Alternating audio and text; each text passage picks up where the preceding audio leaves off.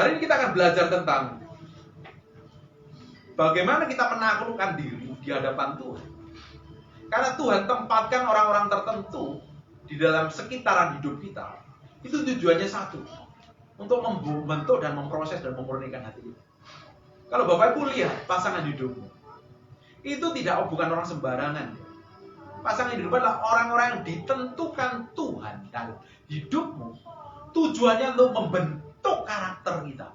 Saya pun memiliki pasangan, dan saya percaya itu dari Tuhan, karena dia dipakai Tuhan untuk membentuk karakter saya.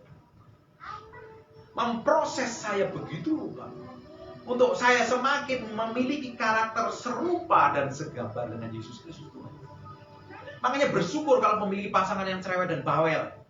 Itu artinya ada hal yang nggak benar di kita yang perlu kita berubah. Yang bawel pun juga perlu berubah. Amin.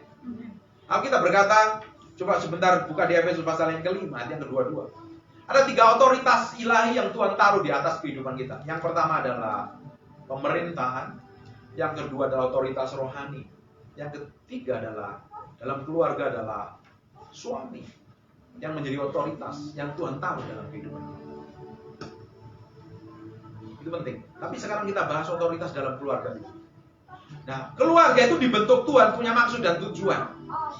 Keluarga itu dibentuk dengan otoritas ilahi. Makanya bersyukur bapak-bapak, kita lahir sebagai laki-laki. Dari sononya kita dikasih otoritas ilahi. Senyum mana bapak-bapaknya? Bangga dong sebagai laki-laki. Dari surga kita dikasih otoritas. Katakan, saya bangga sebagai laki-laki. Ini belum ceramah semua ya. Bangga kita sebagai laki-laki. Dari surga kita dikasih otoritas untuk memimpin sebuah keluarga. Makanya istri harus tunduk kepada suaminya. Bukan suami yang harus tunduk kepada istrinya. Harus jelas ini posisinya. Pertama Tuhan, posisi dalam keluarga itu pertama Tuhan, kedua suami, ketiga istri, baru anak, itu keluarga inti, baru keluarga besar ada orang tua. Jelas ya, dalam kerajaan surga. Kalau posisi ini dibalik, kacau pernikahan kita. Keluarga kita akan berantakan, rusak aturannya. Geger, ribut, tak karu-karuan. Pertama harus Tuhan yang jadi utama dulu. Baru laki-laki. Kita, laki-laki. Yang dikasih otoritas. Makanya dia bilang, sebab hai istri tunduklah kepada suamimu seperti kepada banyak orang berpikir, terus gimana? Kalau suamiku tidak baik, apa kau harus tunduk? Iya. Dia kurang ajar, ngomongnya kasar, tunduk? Iya. Sekarang buka di 1 Petrus pasal yang ketiga, ayat yang kelima. Nanti balik ke sini. Kenapa? Makanya perkawinan 1 Petrus pasal ketiga ayat yang kelima. Makanya sebelum nikah, yang belum nikah, kamu udah nikah belum? Mau nikah? Kamu baju kuning. Belum nikah. ABG itu. ABG. Oh, masih ABG. Ah, yang belum nikah, yang mau menikah. Dengerin baik-baik. Makanya dengerin baik-baik. Makanya kita ini menjadi orang percaya harus memilih pasangan hidup itu dengan tepat, tanya Tuhan. Bukan atas dasar cinta saja. Menikah itu bukan atas dasar cinta. Ada cintanya iya. Tapi yang terutama adalah kehendak Tuhan atau bukan. Pasangan dari Tuhan atau enggak. Kalau bukan pasangan dari Tuhan, kamu paksakan karena cintamu itu lebih kuat. Ujung-ujungnya pernikahanmu akan seperti neraka. Muka kadang tidak bisa jadi jaminan. Karakter yang jadi jaminan. Makanya kita nggak boleh menikah dengan orang yang nggak seiman. Di luar Kristen nggak boleh. Bangsa Israel dulu, kalau nikah bukan di luar keturunan Israel, ada nabi sampai cabutin rambutnya. Nggak boleh. Artinya apa dalam perjanjian baru? Dalam hari ini, kamu jangan menikah sama orang yang nggak bertobat, orang yang nggak kenal Tuhan. Pernikahanmu nanti akan babak belur sekali. Ya kalau suaminya baik, kalau suaminya rusak, liar, ujung pernikahan akan hancur semuanya. Maka kita harus menikah dengan orang yang tepat. Tanya Tuhan. Jangan digedein hawa nafsunya. Jangan digedein dulu cintanya. Cinta dulu sama Tuhan. Kalau kita cinta sama Tuhan, Tuhan pasti yang terbaik. Tapi kalau Pak, saya udah terjebak dalam pernikahan, suami saya kayak begini modelnya. Terima aja, nikmatin aja. Karena kayak kita nggak bisa lepas dari pernikahan. Sekali kita cerai, nggak boleh nikah lagi. Kalau kamu nikah lagi, maksa nikah lagi, statusmu akan seperti orang berzina. Makanya sekali nikah, sekali itu selamanya. Lu Pak, dulu bodinya langsing, sekarang bodinya kayak piano, kotak-kotak. Terima, nikmatin.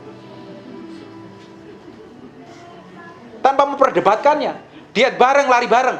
Saya setiap sore disuruh lari. Karena perut saya sudah, bajunya menciut semua. Bukan bajunya yang menciut. Perutnya yang membesar. Saya harus menguruskan diri. Kalau sama-sama gemuk, menguruskan diri. Jangan, kamu kok sari gendut, nanti tersinggung dia pasangan hidup kita. Karena Tuhan izinkan masalah terjadi dalam hidup kita. Kadang pasangan hidup kita dipakai Tuhan untuk memurnikan hati kita. Makanya jangan ngedumel, jangan ngomel. Kalau ribut sama pasanganmu, jangan saling menyalahkan. Tanyain, duduk bareng, sini sayang. Madu gula, Hane. Jangan panggil namanya, panggil panggilan yang mesra. Sayang, duduk bareng sini. Kita ini ada masalah kayak begini nih. Kira-kira kamu punya andil berapa persen? Kamu 70 atau aku yang 30? Atau kamu yang 30? Atau kamu yang 70%? Duduk bareng nih. Kalau kita ribut begini, nggak ada penyelesaian ini. Kita cari penyelesaiannya. Oh, pasti kan ada yang coba kamu ngomong dulu. Oh, pasti kan langsung nyerang. Oh, kamu yang salah begini. Terima aja dulu. Dengerin. Kadang laki-laki belum dengerin suami istrinya ngomong loh. Kadang kalau dia udah ngomong capek kan akhirnya diem sendiri kan. Puas dia. Terpuaskan tuh, amarahnya tersalurkan, puaskan. Baru kalau dia udah tenang, baru kita ngomong baik-baik, diselesaikan bareng-bareng. Jangan ketika marah kita sama-sama jar ribut ujungnya. Saya sudah ngomong berkali-kali perkawinan saya 6 tahun pernikahan saya. Sekarang kita nikah udah belasan tahun. 6 tahun pernikahan saya itu babak belur loh. Saya udah tahu firman, istri saya udah tahu firman. Tapi karena ketidakpengertian, saya pikir saya ngerti dia ngerti saya. Pernikahan kita baik-baik sampai hari ini pun saya mesti belajar ngertiin pasangan hidup saya.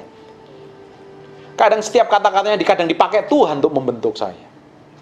Makanya semakin kesini pernikahan semakin sini kita semakin dewasa, jarang ribut, jarang gegeran. Kalau salah parkir ribut kadang ya oke lah.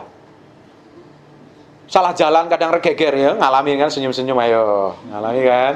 Ini salah jalan nih, coba lihat ini, pakai Waze, ini macet nggak? Macet, kok macet kamu, jalannya macet. Kita ribut kayak begitu, ya wajar lah. Kita salah ngomong kadang ya. Nggak jadi ribut, ya udahlah nggak apa-apa. Tambah hari, tambah pernikahan kita tuh semakin matang. Semakin ngerti posisinya istri itu ngapain dengan suami. Suami ngerti tanggung jawab dengan istri, akhirnya tahu. Jadi pernikahanmu jadi bahagia, anak-anakmu ngeliat juga seneng. Betul apa enggak? Kita harus tahu posisinya laki-laki sebagai otoritas tertinggi dalam keluarga. Istri harus tunduk. Dan istri nggak boleh nanduk. Boleh protes ya, boleh ngomel ya, tapi diomongin bareng-bareng. Supaya apa? Tetap. Terus Pak, kalau saya punya suami kurang ajar gimana? 1 Petrus pasal yang ketiga pertama. Demikianlah juga kamu hai istri-istri, tunduklah kepada suamimu. Supaya jika di antara mereka suaminya yang tidak taat kepada firman, mereka juga jadi kalau ngelihat suaminya tidak bertobat, kelakuannya masih jelek, buruk. Hei istri, supaya mereka yang tidak taat kepada firman, mereka juga tanpa apa ini? Kebanyakan istri ngapain? Tapi ayat ini suruh ngapain? Tuhan tuh baik ya, kok ngerti ya? Ini ditulis ribuan tahun yang lalu. Tapi Tuhan ngerti loh, kondisinya ibu-ibu hari ini lebih banyak ngomong loh. Disuruh ngapain? Tanpa perkataan? Ngapain? Supaya suaminya ngapain? Tapi kalau kamu ngelihat suamimu rusak, kelakuannya jelek, terus kamu ngomel terus, apa yang terjadi? Bertentangan nggak sama ayat ini? Berat nggak ini? Ini dengernya gampang loh. Tapi hidupnya babak belur loh ini. Nangis-nangis loh. Tapi hasilnya, ujungnya powerful. Makanya bersyukur kalau punya suami sudah baik. Mana suamimu? Ibu-ibu, senyumin, kasih senyum yang terbaik. Jangan panggilnya pa, dia bukan bapakmu. Ma, dia juga bukan makmu. Panggil panggilan sayang itu loh. Sayang, Hane, gula, sugar, madu, apapun namanya lah. Panggil panggilan yang mesra supaya itu bangun memiliki hubungan yang baik. Tapi Bapak Ibu lihat nih. Ini ayat ini ngomong banyak sekali ya, istri tunduklah kepada suami, itu banyak sekali. Supaya apa? Tujuan dari pernikahan adalah melahirkan keturunan ilahi. Bahkankah suami dan istri dirubah? Sebenarnya yang serupa segambar dengan Kristus itu laki-laki atau perempuan? Siapa? Yang milih laki-laki yang serupa Kristus siapa? Udah ngerti kayaknya nih. Kita laki-laki dan perempuan itu diciptakan serupa dengan gambar Kristus. Makanya kita tidak boleh menikah di orang di luar Kristen. Karena apa? Mereka bukan gambaran Kristus, mereka gambaran setan. Gambaran dunia. Gambaran sistem dunia.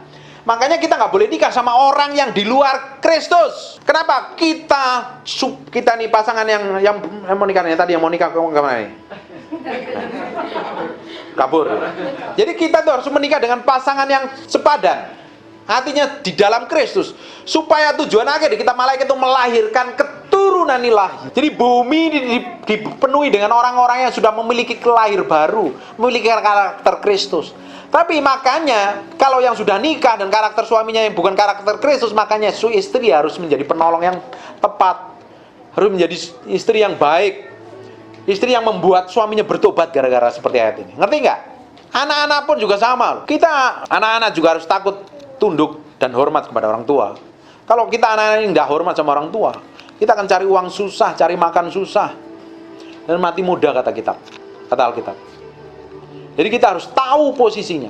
Pertama Tuhan, kedua suami, baru istri, baru anak, baru keluarga besar orang tua. Ngerti nggak jelasnya? Ini posisi ini nggak bisa dibalik. Kalau posisi ini dibalik, kita akan tergeger, ribut, kacau, dan berantakan.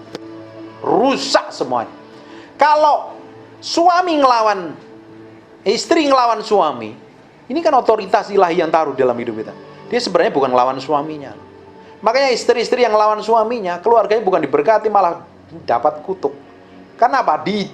Mengizinkan Tuhan. Tidak mengizinkan Tuhan membentuk dan memproses, tapi mengizinkan setan menghancurkan. Ngerti nggak? Kenapa kekeluargaan itu rusak, berantakan? Karena nggak ada hubungan yang baik antara suami dengan istri. Suami nggak memiliki tanggung jawab yang tepat untuk ngurusin dan hormat pada anak-anaknya, mengasihi istrinya, memberi tanggung jawab mencukupi segala kebutuhannya.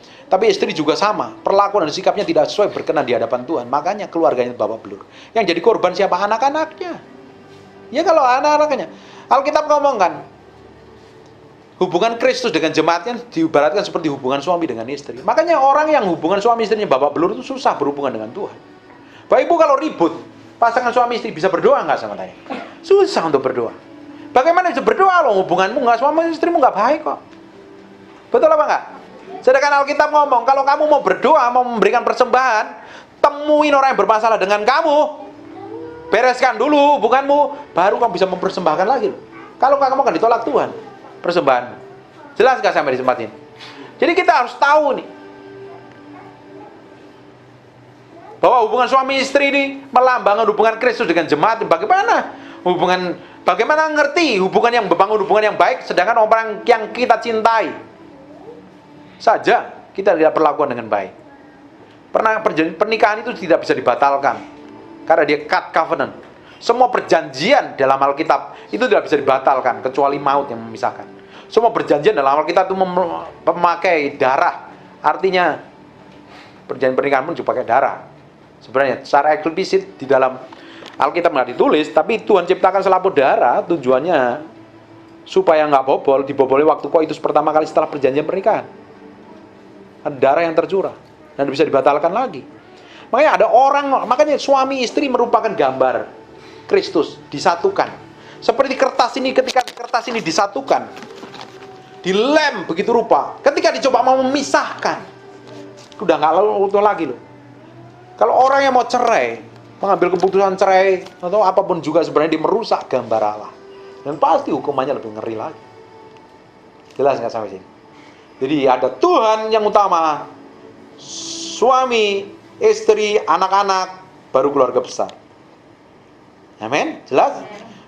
Itu hubungan keluarga. Yang kedua adalah hubungan dengan pemimpin rohanimu. Ibrani pasal yang ke-13 yang ke-17. Ibrani yang karena kita tahu kita ini berada di gereja lokal, tujuannya kita bukan hanya sekedar bergereja, tapi Bapak Ibu dibentuk, dimuridkan. Makanya di sini ada pemuritan, dididik, diajarin, supaya ngapain? Bertumbuh. Makanya saya heran dengan orang Kristen yang pindah gereja satu, pindah gereja sini. Saya kasih tahu, kalau nggak cocok, Kalau orang nggak lulus dalam pembentukan dan proses Tuhan yang Tuhan izinkan, kalau nggak lulus nih, suami istri nggak lulus dalam proses dan pembentukan, dia akan cerai. Betul apa nggak? Dia coba cari perempuan yang sesuai atau laki yang baik. Ternyata dia nggak lulus, dia akan cerai lagi loh. Oh, nggak cocok nih. Karena apa? Disesuaikan dengan seleranya. Bukan saling menerima. Pernikahan itu bukan menyamakan persamaan perasaan, tapi menerima kekurangan dan kelemahan masing-masing untuk disatukan menjadi kekuatan yang powerful. Kelemahanmu adalah kekuatannya suami, kelemahannya suami adalah kekuatanmu. Kalau itu dibangun bareng-bareng jadi kuat dan kokoh dan powerful sekali. Kalau nggak cocok, coba kabur lari dari proses dan pembentukan, dia akan cerai. Tapi kalau dia lulus, dia akan menjadi keluarga yang kokoh. Betul nggak? Bukankah Bapak Ibu kalau setelah ribut sama suami sama istri, setelah terus damai tambah mesra kan? Ayo, ngalamin nggak? Ayo, ngaku nggak? Hah? Betul apa enggak? Makanya kalau ada masalah cepat diberesin, akhirnya jauh lebih baik hubungannya. Apalagi kalau nggak ada masalah, jauh lebih mesra. Kadang anak kalau Bapak Ibu, yang terpenting itu anakmu, suamimu atau istrimu.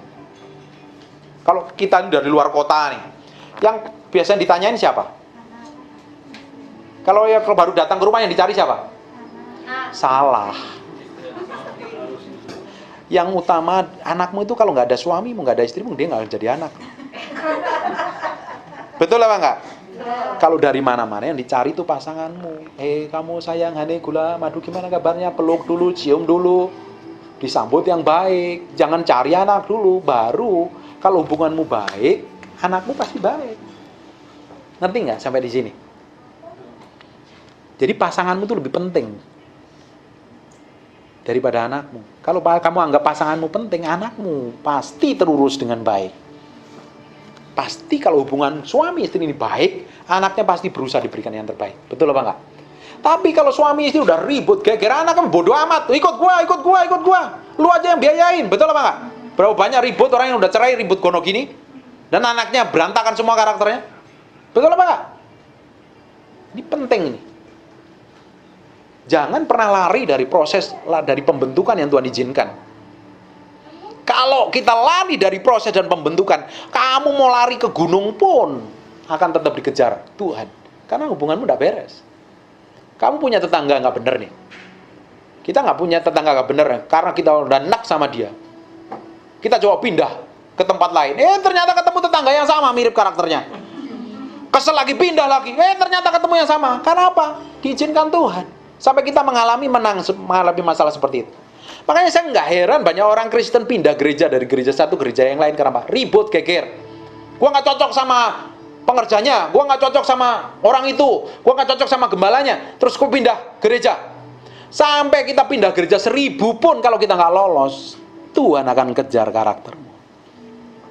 Karena Tuhan tetapkan pemimpin. Istri mana bisa lari dari suami sih? Betul apa nggak? Bisa lari nggak? Lari kalau udah cerai pun kamu ribet urusannya, ruwet urusannya, hatimu hancur, babak belur. Kenapa? Orang-orang yang ditetapkan Tuhan itu kita nggak bisa lari dari mereka. Karena orang-orang itu yang dipakai Tuhan untuk memproses dan membentuk hati kita. Makanya jangan pernah lari. Bapak itu pernah alami itu.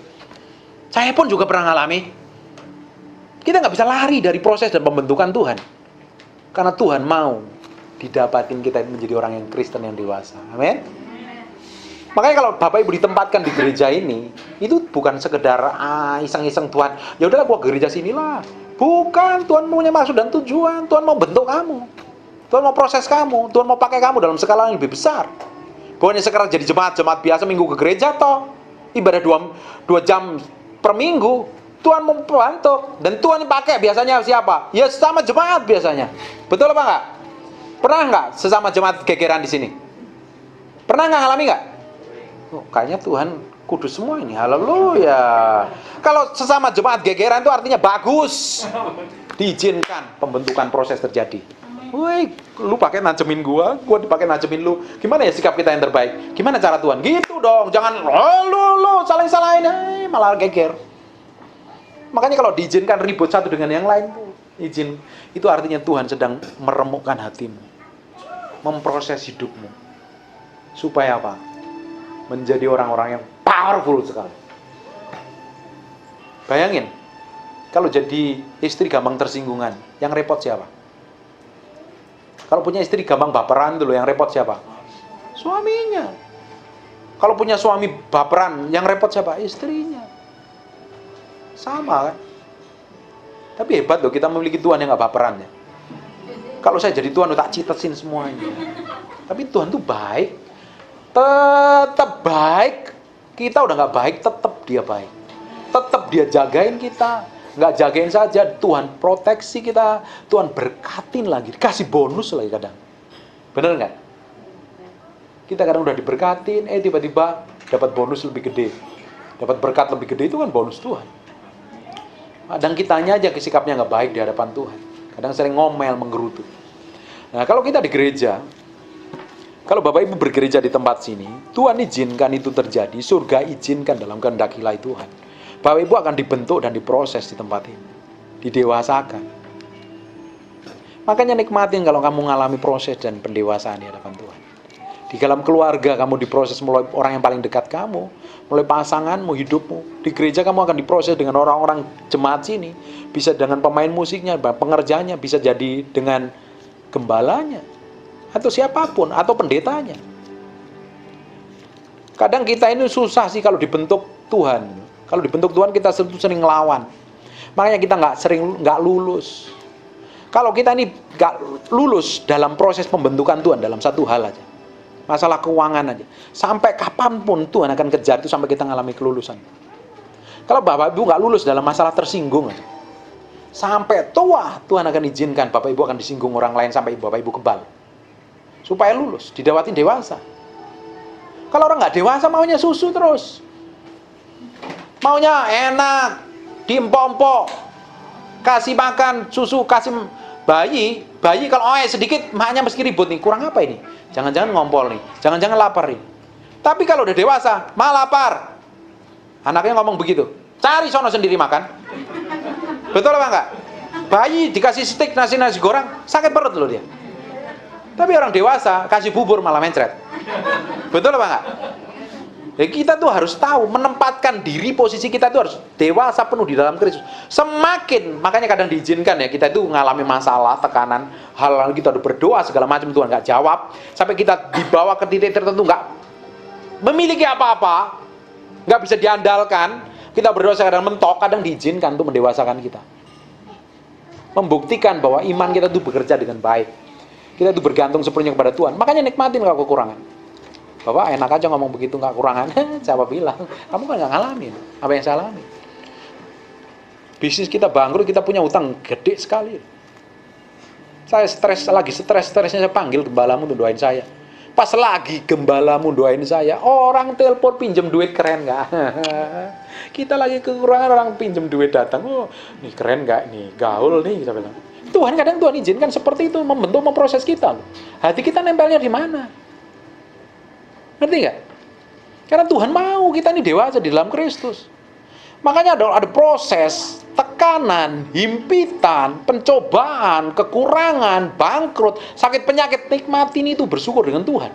Karena Tuhan tetap Dia berikan yang terbaik atas hidup kita. Amin? Katakan, aku senang hari ini. Sekalipun banyak masalah, aku tetap senang. Karena Tuhanku tetap baik adanya. Amin. Ibrani pasal yang ke-13 yang ke-17. Taatilah pemimpin-pemimpinmu dan tunduklah kepada mereka. Sebab mereka yang berjaga-jaga atas jiwamu sebagai orang yang harus bertanggung jawab atasnya. Saya itu sangat respect dan tunduk dengan otoritas rohani di atas saya. Kalau Bapak Ibu ingin dapat otoritas rohani, Bapak Ibu harus dibawa otoritas, orang yang berotoritas. Ngerti gak? Kalau Bapak Ibu ingin memiliki otoritas, bukankah berkat Harun dari kepala, janggut dan jubahnya turun? Kalau pemimpinmu diberkati, harusnya kamu diberkati. Saya itu berasosiasi dengan pemimpin-pemimpin rohani sejak saya bertobat. Dan saya tahu arti respect dan hormat sama mereka. Kalau kita respect dan hormat sama mereka, berkat itu akan turun. Berkat itu akan turun melimpah-limpah. Karena mereka berjaga atas jiwamu, makanya saya percaya dalam hamba Tuhan, gembala-gembala ini berkatnya lebih banyak. Karena sering doain orang, kayak begini, bertanggung jawab. Dengan jalan itu mereka melakukannya dengan gembira. Kamu senang, gembalamu juga senang, pemimpinmu juga senang.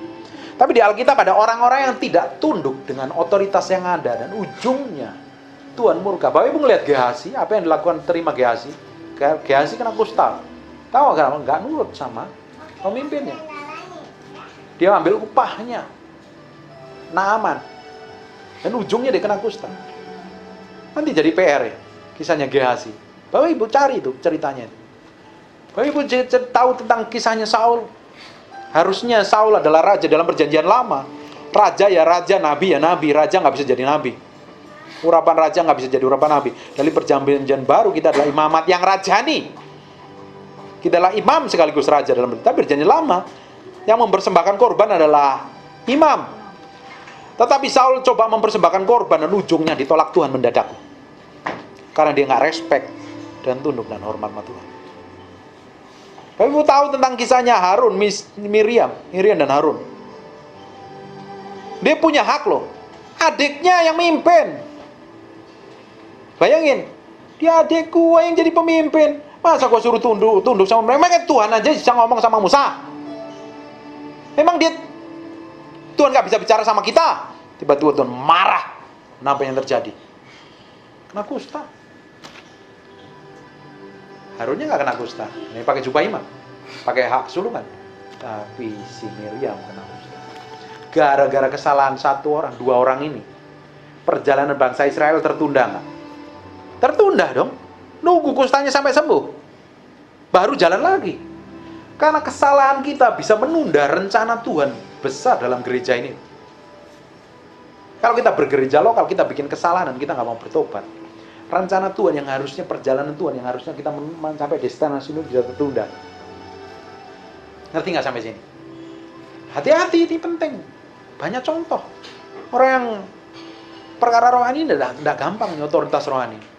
Kalau dengerin khotbahnya enakan, hidupinmu bawa belur loh. Saya pernah difitnah sama pemimpin rohani saya. Diadu domba lah sama jemaat. Dijelek-jelekin lah. Istri saya nggak bisa tidur 3 hari. Dia bilang, kamu tuh kok kayak Tuhan, kok kamu bisa tenang sih di ngadepin orang. Saya tahu arti tunduk otoritas. Saya tahu menghormati. Karena saya tahu dia ditempatkan di atas saya, sekalipun kelakuannya nggak benar-benar nggak benar, atau kelakuannya buruk sekalipun sama saya akan terima. Tapi tahu nggak Bapak Ibu? Di ulang tahun saya beliin kue harvest yang termahal. Saya kasih ke mereka. Jadi sampai sok. Dan Tuhan lihat pembelaannya Tuhan atas hidup saya. Itu luar biasa sekali. Titik tertentu dia mengalami perkara-perkara yang mengerikan. Sampai dia kena penyakit. Mengerikan. Gembalamu tahu itu. Makanya kita harus tahu ini. Harus tahu menempatkan diri dengan tepat di hadapan Tuhan. Dan yang ketiga, sebenarnya saya balik nih ya. Pertama, suami, otoritas dalam keluarga, otoritas dalam gereja lokal. Yang terakhir adalah otoritas dalam pemerintahan. Di kitab 1 Titus pasal yang ketiga, 1. Titus pasal yang ketiga, 1. Nah, kita ini kalau melawan hukum tidak akan membela kita. Hukum akan melawan kita. Ingatlah mereka supaya mereka tunduk kepada pemerintahan dan orang yang berkuasa. Bukankah pemerintahan semuanya berasal dari Allah? Nah, kita tinggal di bangsa Indonesia, kita harus tunduk dengan peraturan yang ada di bangsa ini. Kalau kita melawan hukum dan peraturan yang ada, artinya kita melawan Tuhan. Dia yang dikasih otoritas bangsa ini. Bukankah kalau kita melawan hukum atas pemerintahan bangsa ini, hukum akan menghajar kita? Hukum tidak membela kita? Betul nggak? Nanti kan ada lampu merah tuh. Kalau Bapak Ibu langgar lampu merah, nanti kalau ditilang polisi, Bapak Ibu melanggar hukum nggak? Hukum membela Bapak Ibu apa nggak? Hukum tidak akan membela. Tahu kenapa ditempatkan seperti ini? Ada pemerintahan yang mengatur kehidupan kita bertata negara dengan baik. Makanya ada satu aliran yang ingin merubah bangsa Indonesia menjadi negara agama. Itu ngawur itu. Ujung-ujungnya seperti itu akan memberontak kok, negara bangsa-bangsa lain memberontak sama pemerintahan yang sah. Kalau memberontak sama otoritas yang sah itu bukan dari Tuhan. Itu dari setan punya itu. Karena pemberontakan pertama kali itu adanya bukan di bumi, adanya di surga. Lucifer, malaikat itu memberontak, ingin menjadi Tuhan. Dalam hatinya tok loh. Memberontak dan dibuang loh. Makanya saya nggak heran orang-orang yang melawan memberontak. Istri yang melawan suaminya. Jemaat yang melawan gembalanya. Atau orang-orang yang melawan pemerintahnya, hidupnya akan menderita sekali. Dan saya tahu kenapa Tuhan kok diizinkan seperti ini, diizinkan berkali-kali, otoritas diizinkan supaya hidup kita itu tertib loh di hadapan Tuhan. Karena Tuhan itu punya protokol. Kita hidup dalam kerajaan Allah yang punya otoritas ketiga adalah Allah. Tapi Tuhan tempatkan pemimpin di sekitar kita tujuannya untuk ngapain? Membentuk dan mendewasakan kita. Banyak orang Kristen berpikir, wah saya nggak perlu gereja lokal, saya akan bisa langsung sama Tuhan. Oke, nggak apa-apa, nggak masalah. Tuh saya bisa langsung nyembah Tuhan kok, nggak perlu pendeta. Saya bisa belajar Alkitab sendiri, nggak apa-apa. Tapi Tuhan yang sama ngomong di Efesus pasal yang 11 ayat yang ketiga. Efesus pasal yang Efesus pasal yang ke-4 ayat yang ke-11. Efesus pasal yang ke-4 ayat yang ke-11. Tuhan, orang bisa ngomong, saya bisa ke gereja sendiri, tanpa pendeta saya bisa belajar firman, saya bisa merenungkan firman, tapi di sisi yang lain Tuhan juga ngomong yang sama. Dan Ia memberikan rasul-rasul. Ini jawatan pelayanan ini. Bukan rasul yang ke-26 atau nabi yang ke-26 loh ya. Dia memberikan ini jawatan pelayanan. Setiap gereja itu punya jawatan pelayanan, ada 5 jawatan. Mereka memberikan rasul-rasul maupun nabi-nabi. Ada rasul, ada nabi, ada pemberita-pemberita, ada penginjil, ada gembala-bala, ada pengajar-pengajar, ada guru-guru rohani. Tujuannya ngapain? Nah, 12. Untuk memperlengkapi orang-orang kudus bagi pekerjaan pelayanan untuk pembangunan tubuh Kristus. Maka diizinkan, oh saya bisa ke gereja, saya nggak perlu gereja, saya bisa gereja ini, gereja situ. Ya akhirnya gereja liar nih. Bayangin kalau Bapak Ibu tanam satu pohon nih. Saya suka tanam pohon, depan rumah saya tanamin jambu. Nanti kalau di Tamas Bapak lihat jambu saya itu besar-besar. Saya tanam pohon jambu itu besar sekali. Bayangin sekarang lagi berbunga. Kalau pohon sedang berbunga ini saya cabut, saya pindahin ke tempat lain, mati nggak lama-lama? Mati ujungnya. Sama kalau kita ini coba nggak suka gereja ini, kita pindah gereja lain, nggak suka pendeta ini, cari pendeta lain. Mau cari pendeta ke ujung bumi, nggak ada pendeta yang sempurna, nggak ada gereja yang sempurna. Stay, tinggal, bertumbuh di situ, dimuridkan di situ, belajar melayani di situ, dan otoritasmu akan diperbesar, pengaruhmu akan diperbesar. Bayangin, kita diperlengkapi dengan orang hamba-hamba Tuhan. Tadi tujuannya untuk membangun tubuh Kristus semakin dewasa, memperlengkapi tubuh Kristus. Jadi kalau kita ngawur hidupnya, nggak taat sama pemerintahan, nggak taat sama hukum yang ada, hukum tidak akan membela kita, hukum akan memusuhi kita. Nanti nggak sampai sini. Kalau kita tidak tertanam dalam gereja lokal, bagaimana kita bisa dimuridkan? Bagaimana kita bisa dididik? Bagaimana kita diajarin? Bagaimana kita bisa otoritas yang ada? Saya tahu kalian semua ini jemaat-jemaat yang militan, jemaat-jemaat yang sungguh-sungguh di gereja ini, yang membangun bersama, bertumbuh bersama di gereja ini. Setia dengan itu, lakukan dengan itu. Jangan kejar hanya sekedar jadi jemaat. Minta rencana Tuhan itu digenapi dalam hidup, dan hidupmu akan dipakai Tuhan dalam skala yang besar. Kalau diizinkan masalah terjadi, nikmatin saja. Kan tadi dibilang, kalau kamu masih baper, artinya kamu nggak dewasa. Masih perlu susu, kata Peter Berani. Bagaimana bisa dipercayakan berkah-berkah yang besar? Ngerti nggak? Kita itu diciptakan menjadi serupa segambar dengan Kristus. Serupa segambar dengan Kristus. Itu bukan rambutnya yang gondrong, jenggotnya yang panjang, terus pakai jubah kayak orang Israel seperti itu. Enggak. Karaktermu, kelakuanmu yang harus serupa dengan Kristus. Bagaimana karakter kita memiliki karakter serupa dengan segambar dengan Kristus? Kita diizinkan proses dan pembentukan itu terjadi. Siapa yang dipakai adalah orang-orang sekitarmu. Kalau di keluarga adalah pasangan hidupmu dan anak-anakmu dan serta pembantumu serta sopirmu. Orang tuamu yang dipakai Tuhan untuk membentuk hatimu. Kalau di gereja yang dipakai adalah teman-temanmu sepelayanan, gembalamu yang dipakai untuk membentuk hidupmu. Kalau di pemerintahan kita harus takut dan respect dan hormat dengan hukum yang ada. Kenapa kok diizinkan ini terjadi? Hal ini terjadi, otoritas ini terjadi. Karena Tuhan itu, saya tidak tahu Tuhan itu bagaimana caranya, saya tidak ngerti bagaimana caranya. Atau mungkin itu Tuhan itu pernah luka dengan namanya pemberontakan. Makanya orang-orang yang memberontak di dalam Alkitab, dengan otoritas yang ada, hidupnya itu menderita. Saya nggak bisa bongkarin ayatnya, banyak sekali. Banyak sekali. Karena saya tahu kayak Tuhan itu, saya bisa merasakan Tuhan itu seperti luka kalau ngelihat orang-orang itu memberontak. Bapak Ibu lihat aja. Istri yang memberontak kepada suaminya dan dia cerai, apa hidupnya bahagia? Dan ujungnya pasti babak belur. Anak-anaknya rusak. Anak-anaknya rusak. Dia pikir gua nggak cocok sama kamu, saya coba bisa cari perempuan lain. Mungkin yang bisa menyenangkan hatimu. Kamu bisa disenangkan dengan perempuan lain atau disenangkan laki-laki lain, tapi kamu mati ditolak Tuhan. Buat apa? Tujuannya apa? Dan kita tidak tertanam dalam gereja lokal, kita coba pindah dari pendeta yang sempurna seperti Yesus. Nggak ada pendeta yang sempurna seperti Yesus. Even yang ngomong pun nggak ada sempurna. Apalagi khotbahnya kayak begini, marah-marah kayak begini. Bapak Ibu tersinggung, bagus. Dengerin baik-baik. Tuhan pakai apapun untuk membentuk hati kita. Even kadang perkataan anak kita dipakai Tuhan untuk membentuk kita. Perkataan suami, perkataan istrimu, perkataan gembala, perkataan pendetamu. Tapi biasanya orang Kristen kalau dengar khotbah seperti ini katanya, kalau ada suami istri baru ribut, tuh dengerin tuh khotbah buat kamu, khotbah buat kamu. Bapak Ibu, kalau Bapak Ibu dengar khotbah, itu firman buat kamu, bukan buat orang lain. Artinya Tuhan sedang berurusan dengan hati kamu. Saya lebih senang kalau orang itu dengerin khotbah dan tersinggung, itu artinya kena. Saya nulis di Facebook itu tulisan saya tajam sekali. Bapak Ibu bisa follow di YouTube saya, bisa. Jangan lupa like, subscribe, comment, share. YouTube saya ada, di Facebook saya. Saya selalu nulis setiap hari. Ngomong perkataan saya itu keras sekali dan itu nyinggung sekali. Ada orang komentar, ada orang inbox, ada yang protes. Bagus kalau kamu tersinggung. Orang saya nulis sendiri aja saya tersinggung. Bagaimana kamu?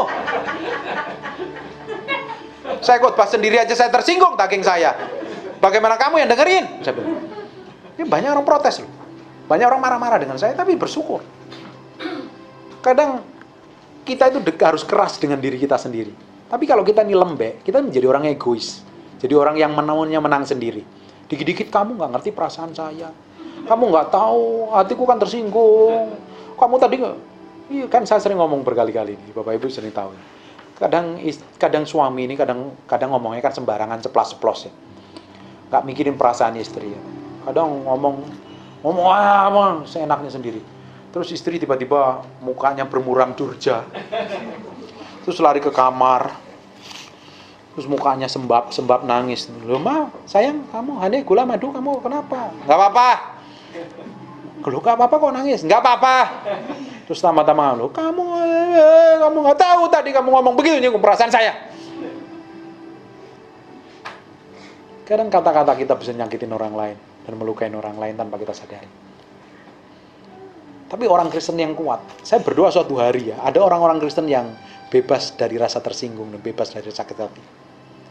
Kadang kita naik satu lift, kan kita tuh males pencet ya kan, atau bukain pintu ya. Kan kita mesti pakai tangan, takut covid nih kan. Tolong kamu sendiri ya. Udah tahu begitu nanti dia nggak mau buka gitu ya. Kita suruh buka terus dia jalan keluar. Kadang kita kesel loh kadang ini. Pernah nggak alami kayak gitu nggak? Kadang pernah alami kan? Terus ngapain kita kesel gitu? Tahu nggak Bapak Ibu, orang yang gampang tersinggung dengan perkataan suami, tersinggung dengan masalah, tersinggung dengan keadaan, tersinggung dengan proses yang ada. Orang Alkitab itu bilang bodoh, orang bodoh. Alkitab nyatat, bodohlah orang yang menyatakan sakit hati seketika itu juga. Ada ayatnya. Kamu bisa cari ayatnya. Kalau kamu suka baca Amsal, kamu cepat. Tapi kalau kamu nggak suka baca Alkitab, ya kamu akan lama cari. Kan punya Alkitab pinter. Amsal 12 dan 16. Ada Alkitab pinter kok. Tinggal ceklik, muncul. Tapi kalau yang kerjanya main game, nonton sinetron, nonton berita, wah, ya nggak susah. Makanya, tapi kalau baca Alkitab cepet. Bodohlah.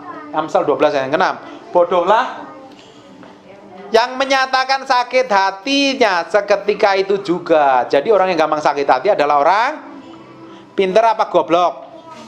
Menurut ayat ini loh, Amsal 12 ayat yang ke-16. Amsal 12 ayat yang ke-16. Bodohlah yang menyatakan sakit hati seketika itu juga. Jadi ini orang gampang tersinggung apa enggak? Kalau pernah nonton di HP kan, yang berita viral itu, ditilang polisi malah mamanya marah. Dia udah tahu salah, ditilang mama marah. Itu orang pintar apa orang goblok? Kita bisa melihat, oh itu orang goblok, tapi kita sendiri sering lakukan. Berapa banyak orang yang gara-gara sikapnya orang lain kita tersinggung. Pernah ngalami kayak begitu? Kok kayak Bunda Maria, kudus suci tak bercacat celah semua di sini. Hah? Pernah ngalami enggak? Orang pintar apa orang goblok? Menurut ayat ini, orang bodoh. Dan anehnya ya, orang bodoh itu, kita sakit hati di Cikarang. Terus bapak ibu diajak liburan ke Eropa atau ke Bali, masih ke bawah-bawah loh. Pernah kan ngalami nggak? Loh, kamu udah sampai Dubai nih, ayo kita ngopi di Starbucks. Enggak. Lo ngapain? Aku kesel sama siapa? Tadi di terminal di Cikarang. Ya. Padahal orang di Cikarangnya nggak mikirin. Bener apa enggak? Saya tanya, saya kasih tahu bapak ibu. Kalau kita kesel sama orang yang ngeselin tadi itu nggak mikirin loh perasaan kita. Tapi kita yang mikirin, betul apa enggak? Jadi yang pinter siapa? Ayat ini loh yang ngomong. Jadi masalah, tahu nggak bapak ibu, masalah yang terjadi, keributan yang terjadi, sakit hati, kekecewaan terjadi itu timbulnya, permulaannya itu dari sini. Gampang sakit hati, tersinggung, kecewa, dendam, kesel, marah, akhirnya ujungnya membunuh. Dimulai dari sini. Orang ngomong apa, kita tanggepin apa, akhirnya kita ribut sendiri. Padahal dia di rumah makan nasi goreng enak, ngobrol sama anak, kita di rumah kesel. Iya kesel karena dia nggak mikirin kita, ngapain kita yang pikirin? Itu namanya kita egois, mintingin diri kita sendiri. Makanya sekarang lebih pintar ya sekarang ya. Kalau kita mau kesel, dia aja nggak mikirin, ngapain gue pikirin? Betul nggak? Ayat ini bacanya gampang. Nanti bapak ibu ngadepin masalah, nanti saya doain pulang ngadepin ya. Mau nggak? Ngadepin sama suamimu aja nih. Jangan ya, nanti ngadepin sendirilah.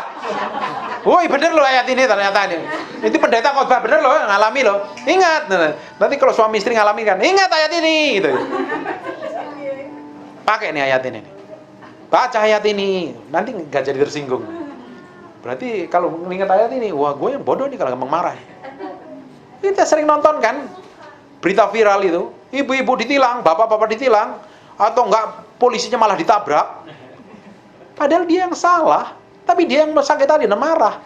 Berapa banyak kalau kita ini, kadang kita ini orang yang sakit hati seperti palong nggak boros sebuah puri. Cari ayat pinternya. Aku tahu di ayat kitab Amsal. Sebentar.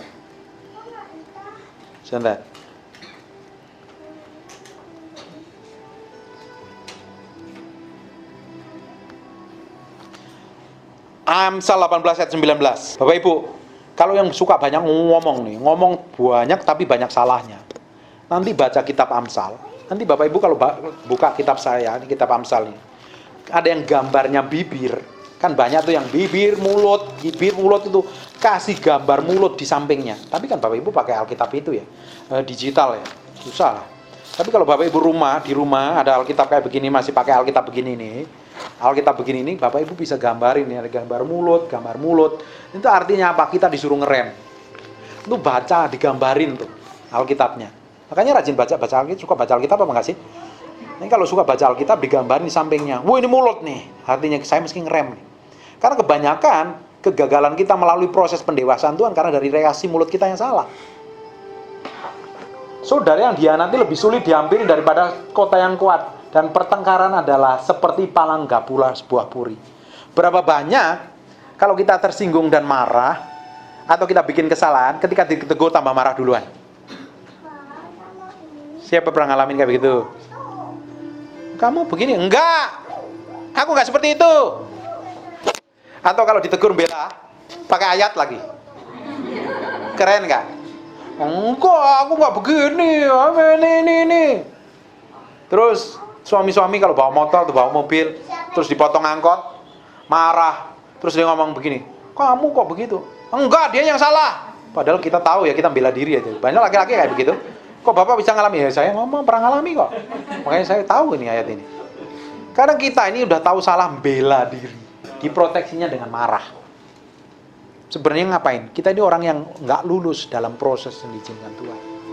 Kalau kita tersinggung dan sakit hati ketika ngadapin persoalan dan masalah, mau pasanganmu, mau suamimu, mau anakmu, mau orang tuamu, mau orang lain, mau bosmu, mau gembalamu, mau apapun juga. Kalau ketika ngadapin masalah dan kita tersinggung dan marah, artinya kita nggak lulus. Kita akan dites dan dites dan dites.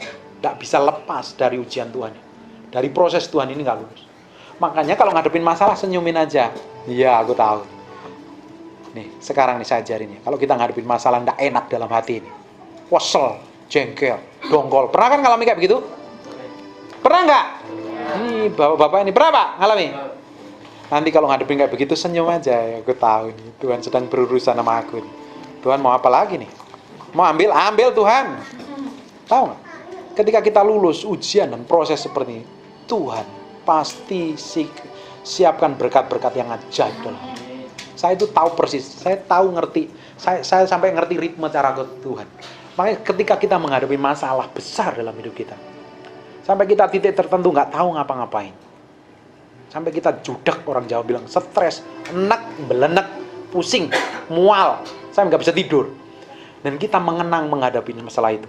Di baliknya Tuhan siapin berkat dan promosi. Saya kenal Tuhan, saya bertahun-tahun selalu lakukan seperti itu. Karena di setiap proses dan masalah yang ada, Tuhan izinkan untuk membentuk dan membersihkan hati kita. Untuk dewati menjadi orang yang dewasa. Orang yang dewasa, bukan bayi. Supaya apa? Ngerti perkara-perkara ilahi yang besar. Saya suatu hari berdoa, dari tempat ini, Bapak ini akan muncul hamba-hamba Tuhan yang powerful. Ini kan hamba Tuhan senior, ini kan orang-orang jemaat senior kan. Suatu hari kalau ada pertobatan, ada tiba-tiba datang ke sini 30 orang. Tiba-tiba kerasukan setan semua, siapa yang mau nengking sama tanya? Suruh manggil saya gitu. Oh enggak, jauh. Ada penyekatan. Jemputnya lama. Kan Bapak Ibu yang harus nengking, layani. Betul apa enggak? Tiba-tiba ada orang stres nih, orang mau cerai itu.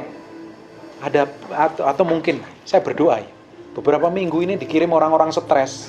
Orang yang punya masalah besar datang kepada itu konseling. Bapak Ibu harus ngonselingin kan? Untuk ngonseling harus ngerti firman kan? Betul apa enggak? Harus pakai ayat firman kan? Harus tahu jalan keluarnya sesuai cara Tuhan kan? Yang dipakai siapa? Bapak Ibu. Itu awal mula dipercayakan perkara-perkara. Makanya kalau ada orang ngawur hidupnya, stres, datang kepada Bapak Ibu konseling, cerita, itu latihan. Nanti ketika Bapak Ibu lulus, dipercayakan lagi. Suatu hari saya tinggal di satu bapak penatua bisa membalakan satu gereja di Bekasi. Karena Bekasi juga perlu pertobatan. Amin.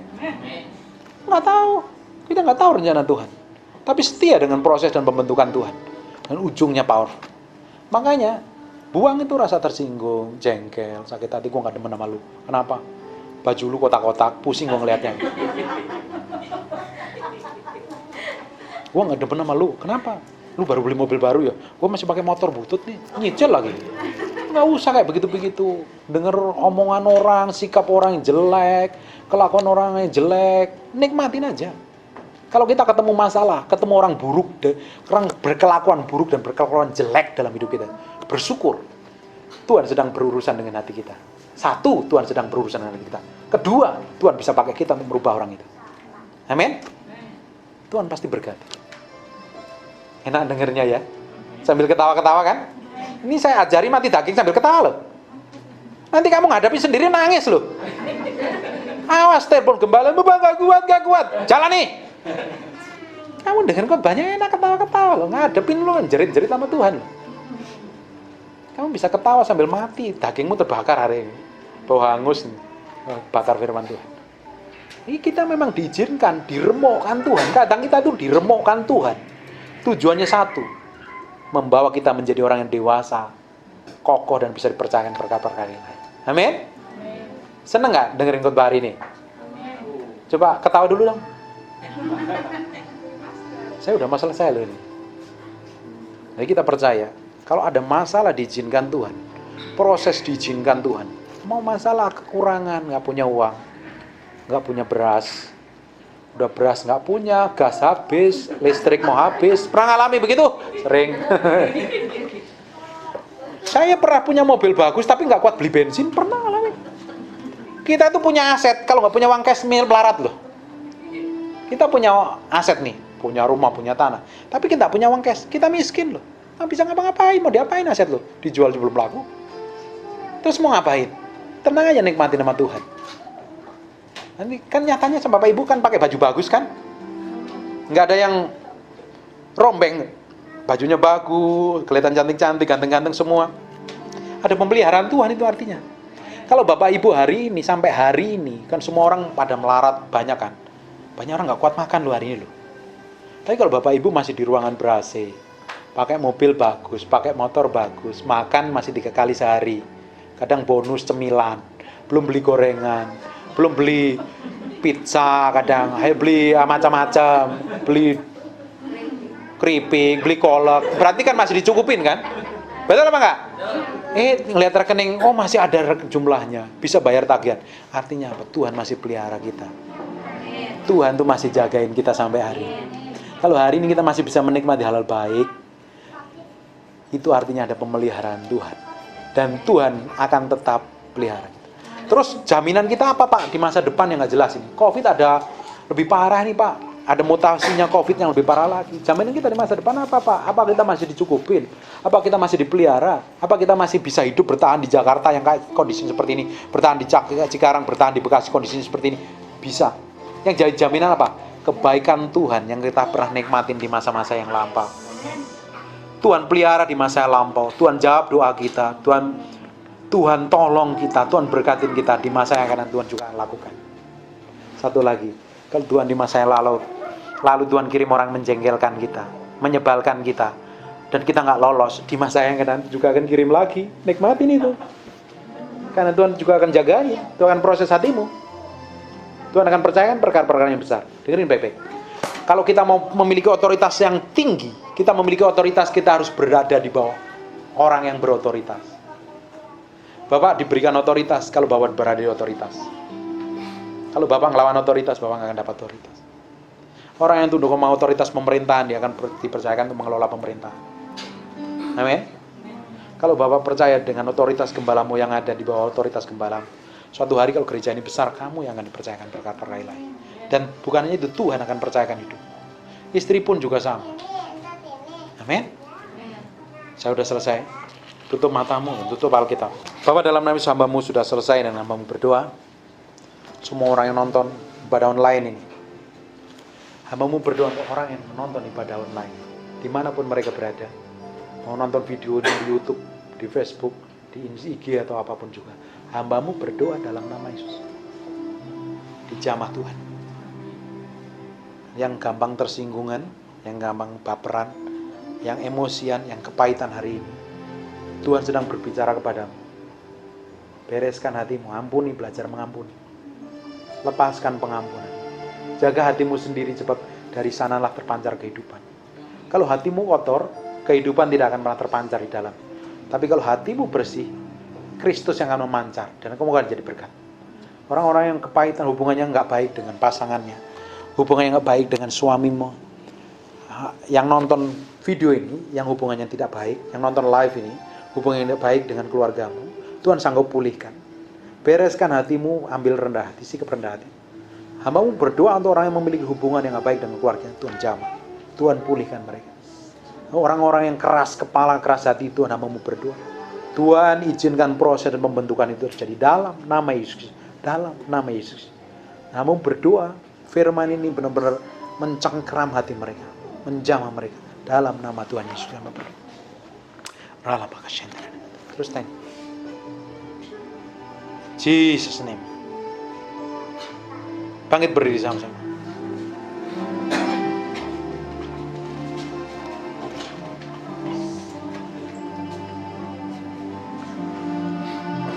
Ubah hati. Fokus ke Tuhan dan sembah Tuhan.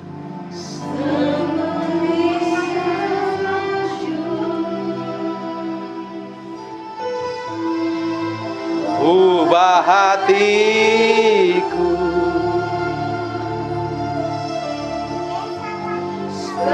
diri. Engkau penjunan.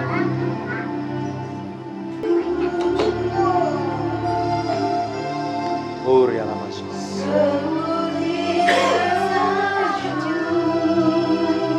Uri amatan. Hatiku seperti diri. Engkau penjunanku tanah liat.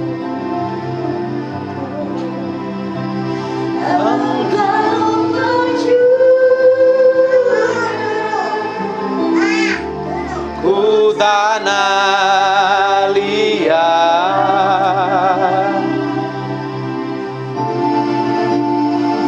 untuk jadikan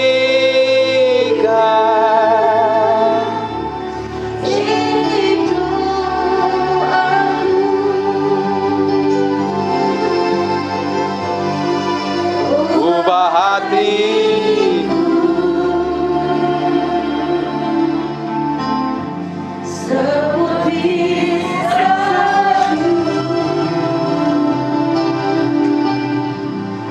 Ubah hati